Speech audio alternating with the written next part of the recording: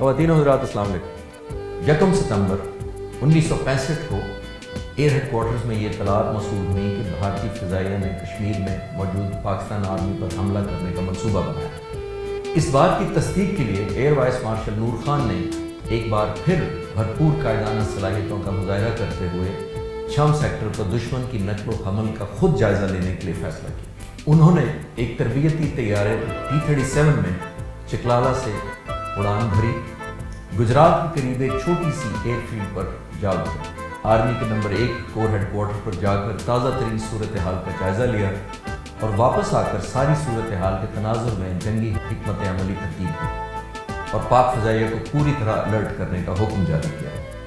نور خان نے پاکستان آرمی کو وہیں سے فوری طور پر یہ پیغام پہنچایا کہ بڑی تعداد میں پاکستان آرمی کے دستے، ٹینک، بندوقیں اور گاڑیاں دشمن کی ہوائی فوج کا آسانی سے نشانہ بن سکتے ہیں۔ اسی اثنا میں چھم سیکٹر پر پاکستانی ریڈار پر بھارتی ایئر فورس کی جنگی طیاروں کو نمودار ہوتے دیکھا گیا۔ زمین پر تعینات کیے گئے پاک فضائیہ کے آبزرورز نے یہ اطلاع دی کہ بھارتی طیارے پاکستان کی حدود میں داخل ہو رہے ہیں۔ پاک فضائیہ کے 2 سیبر طیارے جو فضائی گشت پر مامور تھے، انہیں حکم دیا گیا کہ وہ فوراً دشمن کی طرف رخ کریں۔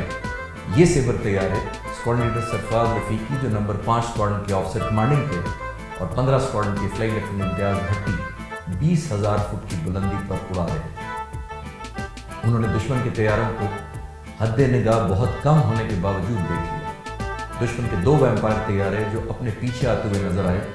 جب سرفراز رفیقی ایک ویمپائر کے قریب پہنچنے لگے تو اسی اثنا میں فلیگ لیفٹیننٹ امتیاز بھٹی نے 2 کیمرہ جنگی طیارے 6,000 فٹ کی بلندی سے مغرب کی طرف سے آتے ہوئے دیکھے۔ یہ 2 ویمپائرز کو سیبر کی طرف آتے ہوئے دیکھا۔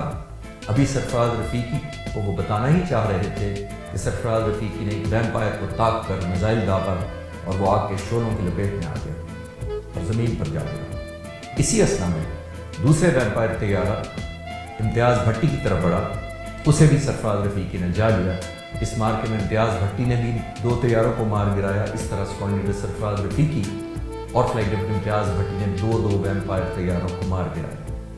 ان 4 جہازوں کا ملبہ ہندوستانی افواج کے اوپر گرا اور ان 4 ہوا بازوں میں سے صرف ایک ہوا باز پیراشوٹ سے چھلانگ لگا کر اپنی جان بچا سکا۔ اس نقصان کی تصدیق اگلے دن اس وقت کے ہندوستانی وزیر اعظم نے بھی کر دی۔ پاک فضائیہ کے کمانڈر ان چیف جب میدان جنگ سے واپسی پر اپنے T-37 طیارے پر سرگودا پہنچے تو انہیں یہ خبر ملی کہ پاک فضائیہ نے بھارتی ایئر فورس کے 4 ویمپائر طیاروں کو تباہ کر کے اپنی فضائی برتری ثابت کر دی۔ کمانڈر ان چیف بذات خود ان 2 بہادر جنگجو ہوا بازوں سے ملے اور انہیں اس عظیم کامیابی پر شاباش دی۔ اس فضائی برتری نے پاکستان کی زمینی افواج کا مورال بہت بلند کر دیا۔ اس مارکے کے بعد نمبر 4 کور کے توپخانے کے کمانڈر بریگیڈیئر امجد چودھری نے پاک فضائیہ کے کمانڈر ان چیف کو اپنے خط میں لکھا، آپ کی چھم سیکٹر پر پہلی کامیابی نے ہمارے ذہنوں میں یہ بات ڈال دی ہے کہ ہمیں پاک فضائیہ کی موجودگی میں دشمن کی ایئر فورس کی فکر کرنے کی ضرورت نہیں۔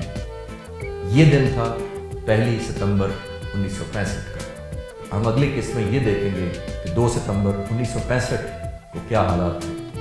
پاکستان ایئر فورس زندہ باد، پاکستان آئندہ باد۔